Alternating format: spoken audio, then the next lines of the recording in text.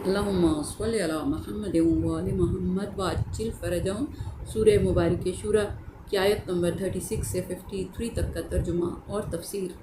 بسم اللہ الرحمن الرحیم۔ اور جو لوگ بڑے بڑے گناہوں اور بے حیائی کے شرمناک کاموں سے بچتے ہیں اور جب انہیں غصہ آتا ہے تو معاف کر دیتے ہیں، اور جو اپنے پالنے والے مالک کے حکم کو مانتے ہیں، نماز کو پابندی کے ساتھ ادا کرتے ہیں اور اپنے معاملات آپس کے مشوروں سے طے کرتے ہیں، اور اس میں سے جو ہم نے ان کو دیا ہے خیرات کرتے ہیں، اور جو صرف اس وقت مقابلہ کرتے ہیں یا بدلہ لیتے ہیں جب ان پر کوئی زیادتی کرتا ہے، جبکہ برائی کا بدلہ تو بالکل ویسی ہی برائی ہے، مگر جو معاف کر دے اور آپس کے تعلقات اچھے رکھے تو اس کا ثواب اللہ کے ذمے ہے، مگر یہ حقیقت ہے کہ وہ ظالموں کو پسند نہیں کرتا۔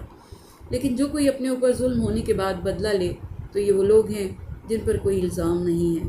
الزام کے مستحق تو وہ لوگ ہیں جو دوسروں کا ظلم کرتے ہیں اور زمین میں ناحق ستم ڈھاتے اور زیادتیاں کرتے ہیں۔ یہی وہ لوگ ہیں کہ جن کے لیے سخت تکلیف دینے والی سزا ہے۔ البتہ جو شخص صبر سے کام لے اور معاف کر دے تو حقیقتاً یہ بڑی ہمت کا کام ہے۔ اب جسے اللہ گمراہی میں چھوڑ دے تو اللہ کے بعد پھر اس کا کوئی سنبھالنے والا یا مدد کرنے والا سرپرست نہیں ہوتا۔ تم دیکھو گے کہ ایسے ظالم جب اللہ کی دردناک سزا کو دیکھیں گے تو کہیں گے کہ کیا دنیا میں واپس پلٹنے کا کوئی راستہ ہے؟ پھر تم دیکھو گے کہ وہ جہنم کے سامنے لائے جائیں گے تو سر جھکائے ہوئے ذلت کے عالم میں نظریں بچا بچا کر چھپی نظروں سے جہنم کو دیکھیں گے۔ اب جو لوگ خدا اور رسول کو دل سے مانتے ہیں وہ کہیں گے کہ واقعی بڑا نقصان اٹھانے والے وہی ثابت ہوئے جنہوں نے قیامت کے دن خود اپنے آپ کو بھی نقصان پہنچایا، اپنے اہل و عیال اور رشتہ داروں کو بھی۔ جان لو کہ ظالم دائمی سزا میں رہیں گے اور ان کے کوئی حامی یا سرپرست نہ ہوں گے جو اللہ کے مقابلے پر ان کی مدد کو آئیں۔ غرض اللہ جسے گمراہی میں چھوڑ دے یا گمراہ قرار دے دے اس کے لیے بچاؤ کا کوئی راستہ نہیں۔ اپنے پالنے والے مالک کی بات کو مان لو اس سے پہلے کہ موت کا دن آ جائے، جسے اللہ کی طرف سے پلٹنا نہیں، یا اس سے پہلے کہ وہ دن آ جائے جس کے ٹلنے کی کوئی صورت اللہ کی طرف سے نہیں ہے، یعنی جسے نہ تو اللہ ہی ٹالے گا اور نہ کوئی اور طاقت اسے ٹال سکتی ہے۔ اس دن تمہارے لیے کوئی پناہ کی جگہ نہ ہوگی اور نہ تمہارے لیے انکار اور اعتراض کی کوئی گنجائش ہوگی، نہ نوعیت عذاب سے انکار کر کے اس میں تبدیلی کروانا ممکن ہوگا۔ اب بھی اگر وہ منہ موڑتے ہیں تو ہم نے آپ کو ان کا کوئی نگہبان بنا کر تو نہیں بھیجا، آپ پر تو صرف بات کے پہنچا دینے کی ذمہ داری ہے اور اس کے سوا کچھ نہیں۔ انسان کا حال تو یہ ہے کہ جب ہم اسے اپنی رحمت کا مزہ چکھاتے ہیں تو وہ اس پر پھول جاتا ہے، اور اگر انہیں ان برے کاموں کے نتیجے میں جو وہ کر چکے ہیں کوئی نقصان یا برائی پہنچتی ہے تو وہ سخت ناشکرا بن جاتا ہے۔ اللہ تو زمین اور آسمانوں کی حکومت کا مالک ہے، وہ جو چاہتا ہے پیدا کرتا ہے، جسے چاہتا ہے لڑکیاں دیتا ہے، جسے چاہتا ہے لڑکے دیتا ہے، جسے چاہتا ہے لڑکے اور لڑکیاں دونوں ملا جلا کر دیتا ہے، اور جسے چاہتا ہے بے اولاد رکھتا ہے۔ غرض وہ سب کچھ جاننے والا بھی ہے اور ہر طرح کی قدرت رکھنے والا بھی، اور کسی آدمی کو یہ حق حاصل نہیں کہ اللہ اس سے آمنے سامنے ہو کر بات کرے۔ اس کی بات چیت تو وہی یعنی خفیہ پیغام رسانی کے ذریعے ہوتی ہے، یا پردے کے پیچھے سے ہوتی ہے، یا پھر وہ کوئی پیغام لے جانے والا فرشتہ بھیجتا ہے تو وہ اس کے حکم سے جو کچھ بھی خدا چاہتا ہے وہی کے ذریعے پہنچا دیتا ہے۔ حقیقت یہ ہے کہ خدا بہت بلندی والا بھی ہے اور گہری حقیقتوں کی بنیاد پر دانائی کے ساتھ بالکل ٹھیک ٹھیک کام کرنے والا بھی۔ اسی طرح ہم نے اپنے حکم سے ایک روح آپ کی طرف بھی وحی کی ہے۔ آپ نہیں جانتے تھے کہ کتاب کیا ہے اور ایمان کس چیز کا نام ہے، مگر اس روح کو ہم نے ایک روشنی بنا دیا جس سے ہم اپنے بندوں میں سے جسے چاہتے ہیں راستہ دکھاتے ہیں۔ یہ حقیقت ہے کہ یقیناً آپ سیدھے راستے کی طرف ہدایت کر رہے ہیں، یعنی اللہ کے راستے کی طرف جو زمین اور آسمانوں کی ہر چیز کا مالک ہے۔ خوب اچھی طرح سے جان لو کہ سارے کے سارے معاملات کو اللہ ہی کی طرف لوٹنا ہے۔ معلوم ہونا چاہیے کہ سارے معاملات اللہ ہی کی طرف وہ رجوع کرتے ہیں۔ تفسیر۔ ارشاد قدرت ہو رہا ہے کہ اور جب انہیں غصہ آتا ہے تو وہ معاف کر دیتے ہیں۔ حضرت امام محمد باقر علیہ السلام نے فرمایا کہ جو شخص قدرت کے باوجود اپنے غصے کو پی جائے تو قیامت کے دن اللہ اس کے دل کو امن و ایمان سے بھر دے گا۔ جو شخص خوف اور غضب کی حالت میں اپنے آپ پر کنٹرول کرے تو اللہ اس کے جسم کو دوزخ پر حرام کر دے گا۔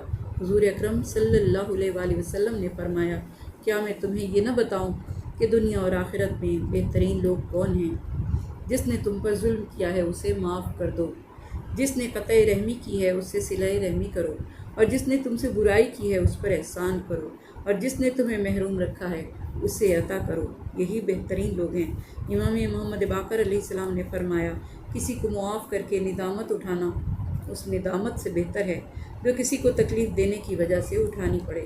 جو شخص قدرت کے باوجود اپنے غصے کو پی جائے تو قیامت کے دن اللہ اس کے دل کو اپنی رضامندی سے بھر دے گا۔ دو گھونٹ اللہ کو بہت پسند ہیں، غصے کے گھونٹ کو حلم سے پی جانا اور مصیبت کے گھونٹ کو صبر سے دور کرنا۔ آپ نے فرمایا، مجھے وہ شخص بہت پسند ہے جو غصے کے وقت حلم کا مظاہرہ کرے۔ اور مشورے کی اہمیت کے بارے میں ارشاد قدرت ہوا کہ یہ وہ لوگ ہیں جو اپنے رب کا حکم مانتے ہیں، نماز کو قائم کرتے ہیں اور اپنے آپس کے معاملات میں مشورہ کرتے ہیں۔ یہ وہ لوگ ہیں جو اپنے رب کا حکم مانتے ہیں سے مراد یہ ہے کہ اطاعت امام کے لیے اپنے رب کے حکم کی اطاعت کرتے ہیں۔ وَأَمْرُهُمْ شُورَى بَيْنَهُمْ کی آیت مجیدہ سے مشورے کی فضیلت ثابت ہوتی ہے۔ حضور اکرم صلی اللہ علیہ وآلہ وسلم نے فرمایا کہ جو شخص کسی دوسرے سے مشورہ کرے تو اسے ضرور سیدھا راستہ دکھائی دے گا۔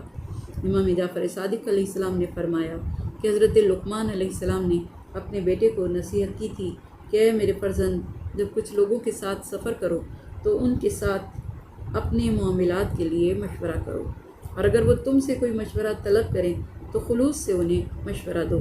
جو کسی کو صحیح مشورہ نہ دے تو اللہ اس سے اس کی رائے اور امانت چھین لیتا ہے۔ مقصد یہ ہے کہ انہیں جو حکم دیا جاتا ہے وہ اسے قبول کرتے ہیں اور اپنے امور دین کی ضروریات کے لیے اپنے امام سے مشورہ کرتے ہیں۔ پھر جو کوئی معاف کر دے اور اصلاح کرے تو اس کا اجر اللہ کے ذمے ہے۔ حضور اکرم صلی اللہ علیہ وآلہ وسلم نے فرمایا کہ قیامت کے دن ایک منادی یہ ندا دے گا کہ وہ لوگ اٹھیں اور حساب کے بغیر جنت میں چلے جائیں جن کا معاملہ اللہ کے ذمے ہے۔ لوگ پوچھیں گے کہ ایسے کون لوگ ہیں؟ ندائے قدرت آئے گی، اس سے وہ لوگ مراد ہیں جو لوگوں کے قصور معاف کرتے تھے۔ قیامت کے دن اللہ تمام اولین و آخرین کو ایک میدان میں جمع کرے گا۔ اس وقت ایک منادی ندا دے گا، اہل فضل کہاں ہیں؟ اس وقت بہت سے لوگ کھڑے ہوں گے۔ ملائکہ کہیں گے، تم میں کون سی فضیلت پائی جاتی ہے؟ وہ جواب میں کہیں گے کہ جو ہم سے قطع رحمی کرتا تھا ہم اس سے صلہ رحمی کرتے تھے، جو ہمیں محروم کرتا تھا ہم اسے عطا کرتے تھے، اور جو ہم پر ظلم کرتا تھا ہم اسے معاف کر دیتے تھے۔ ان سے کہا جائے گا، تم نے سچ کہا ہے، اب تم جنت میں داخل ہو جاؤ۔ حضور اکرم صلی اللہ علیہ وآلہ وسلم نے فرمایا، لوگوں معاف کرنے کی عادت اپناؤ، معاف کرنے سے انسان کی عزت میں اضافہ ہوتا ہے۔ لوگوں کو معاف کرو، اللہ تمہیں معاف کر دے گا۔ جس شخص میں 3 خصلتیں ہوں تو اس میں ایمان کی تکمیل ہو جاتی ہے۔ نمبر 1، جس نے ظلم پر صبر کیا۔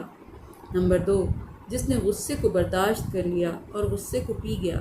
نمبر 3، خدا کی رضامندی حاصل کرنے کے لیے معاف کیا اور بخش دیا تو اللہ ایسے شخص کو حساب کے بغیر جنت میں داخل کرے گا اور اسے قبیلہ ربیہ اور مضر کے افراد کی تعداد کے برابر شفاعت کا حق عطا کرے گا۔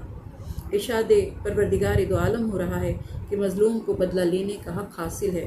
وہ لوگ جو ظلم کے بعد بدلہ لیں تو انہیں ملامت نہیں کی جا سکتی۔ اسلام دین فطرت ہے، اس کے احکام اعتدال پر قائم ہیں۔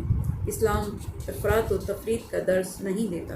اسلام یہ پیغام نہیں دیتا کہ تمہیں جو ایک تماچا مارے تو تم دوسرا رخسار اس کے تماچے کے لیے پیش کرو، اور اسلام یہ بھی نہیں کہتا کہ جس نے تمہیں تماچا مارا ہے اس کا ہاتھ ہی کاٹ دو۔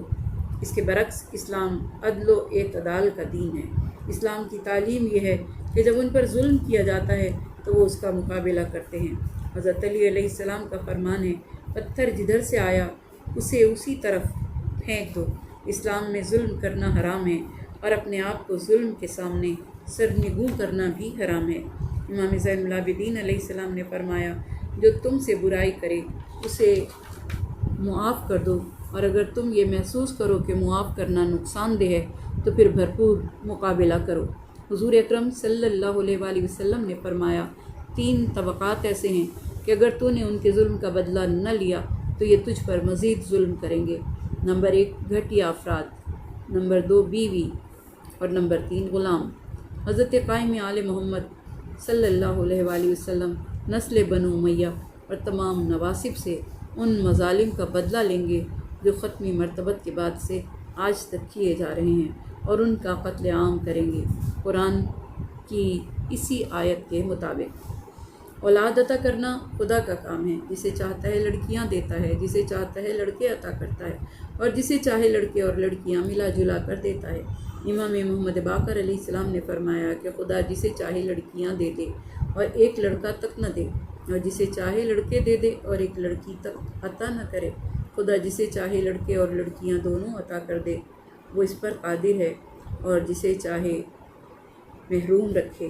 یحییٰ ابن اقسم اپنے دور میں چیف جسٹس تھا اور لواطت جیسے برے فعل کا ارتکاب کرتا تھا۔ ایک مرتبہ اس نے امام محمد تقی علیہ السلام کے فرزند موسیٰ مبرک سے کہا کہ اللہ قرآن پاک میں ارشاد فرما رہا ہے اور یزوجوہم ذکرانا و اناسا، کہ اللہ ان کی شادیاں مردوں اور عورتوں سے کرے گا۔ تو اس سے ثابت ہوتا ہے کہ لواط کرنا جائز ہے، حالانکہ جو قوم یہ کام کرتی تھی اس پر اللہ نے عذاب نازل کیا ہے، جبکہ آیت لواط کو جائز قرار دیتی ہے۔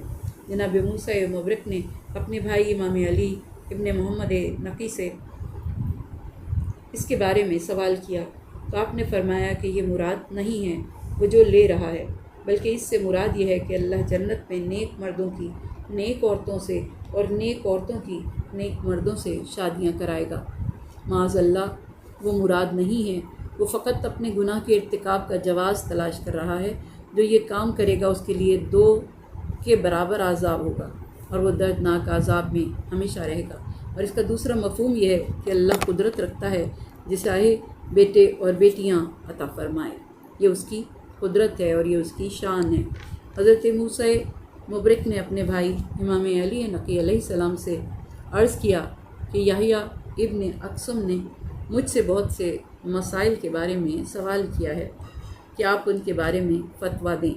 آپ مسکرائے اور فرمایا کیا آپ نے اس کو فتویٰ دیا؟ انہوں نے فرمایا کہ نہیں۔ اس نے مجھے لکھا ہے کہ نمبر 1، آپ مجھے اللہ تعالیٰ کے اس قول کے بارے میں جس میں وہ فرماتا ہے کہ وہ جس کے پاس کتاب میں سے کچھ علم تھا اس نے کہا کہ میں آنکھ کے جھپکنے سے پہلے اس کو آپ کے پاس لا سکتا ہوں۔ اس کے بارے میں اس نے پوچھا کہ بتائیں کیا نبی خدا حضرت آصف ابن برقیہ کے علم کے محتاج تھے؟ تو آپ نے فرمایا کہ لکھو، اللہ تجھے فہم عطا کرے۔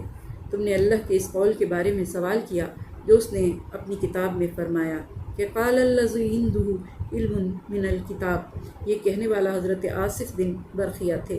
جو علم ان کو حاصل تھا، جو معرفت ان کو حاصل تھی، حضرت سلیمان علیہ السلام اس سے واقف تھے۔ جو قدرت ان کو حاصل تھی، حضرت سلیمان علیہ السلام اس سے عاجز نہ تھے، لیکن آپ چاہتے تھے کہ ان کی امت کے تمام جن و انس یہ پہچان لیں کہ ان کے بعد حجت خدا کون ہے۔ اسی وجہ سے جناب سلیمان علیہ السلام نے آصف بن برقیہ کو یہ تعلیم دی اور ان کو اللہ کے حکم سے یہ امانت سپرد کی تاکہ ان کے بعد لوگ اس کی امامت اور خلافت میں اختلاف نہ کریں، جیسا کہ حضرت داؤد علیہ السلام نے اپنی زندگی میں ہی جناب سلیمان علیہ السلام کی امامت و نبوت کی معرفت کروائی تھی تاکہ مخلوق پر حجت قائم ہو جائے۔ اور دوسرا سوال جو اس نے کیا وہ یہ تھا کہ مجھے اللہ تعالیٰ کے اس قول سورہ یوسف آیت نمبر 100 میں ارشاد قدرت ہو رہا ہے، اور یوسف نے اپنے والدین کو تخت پر بٹھایا اور وہ سب کے سب اس کے آگے سجدے میں گر گئے، تو حضرت یعقوب علیہ السلام نے اور ان کے بیٹوں نے جناب یوسف علیہ السلام کو سجدہ کیا۔ حالانکہ حضرت یعقوب علیہ السلام نبی تھے مگر غیر اللہ کو سجدہ کر رہے تھے۔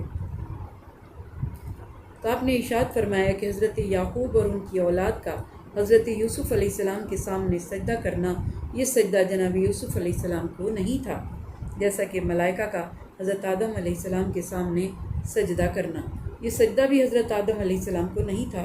ملائکہ کی طرف سے یہ سجدہ اللہ کی اطاعت اور حضرت آدم علیہ السلام کو تحیہ و سلام کے لیے تھا، اور ایسے ہی جناب یعقوب علیہ السلام اور ان کے بیٹوں کا جناب یوسف علیہ السلام کے سامنے سجدہ یہ اللہ کا شکر ادا کرنے کا سجدہ تھا کہ اس رب نے ان متفرق لوگوں کو ایک جگہ جمع کیا اور ان کو جناب یوسف علیہ السلام سے ملوایا۔